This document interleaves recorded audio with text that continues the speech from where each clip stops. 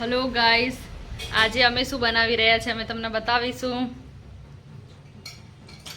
આજે પીડાળુની ભાજી બનાવી રહ્યા છીએ, એટલે કે ગામડાની ભાષામાં બોલાવાય તો આળણવાળી ભાજી બનાવીએ છીએ। તમે ચેક કરી શકો છો, એની અંદર તેલની જરૂર જ નથી હોતી અને અમુક લોકોએ ખાધી હશે।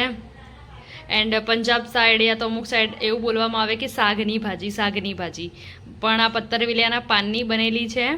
એન્ડ હમણાં ભાજી બની જશે થોડી વારમાં, પછી અમે તમને બતાવીશું। બાકી રોટલી સાથે ખાઈશું તો લોટ બાંધીને રોટલી બનાવીએ।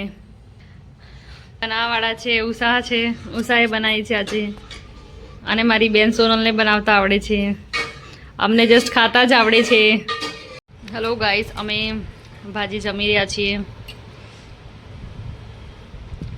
આળણવાળી ભાજી જમી રહ્યા છીએ, દેખી શકો છો। એન્ડ આઈ લવ ધીસ ભાજી। છો ભાજી કેવી છે આળણવાળી। એન્ડ ઉષા અને કલી મજાથી ખાઈ રહ્યા છીએ, અને હું જસ્ટ પી રહી છું, કારણ કે મને રોટલી સાથે નથી ભાવતી, એમ જ ભાવે છે। એન્ડ ઉષાએ બનાવી છે, પત્તરવેલાના પાનથી બનાવી છે। એન્ડ ઉષાએ મસ્ત ભાજી બનાવી છે।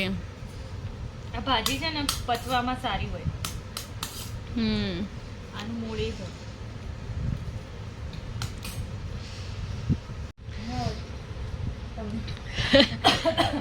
શું કહેવાય કલી આ ભાજીનું નામ? જે ગાંઠ હોય ને, શેની ગાંઠ?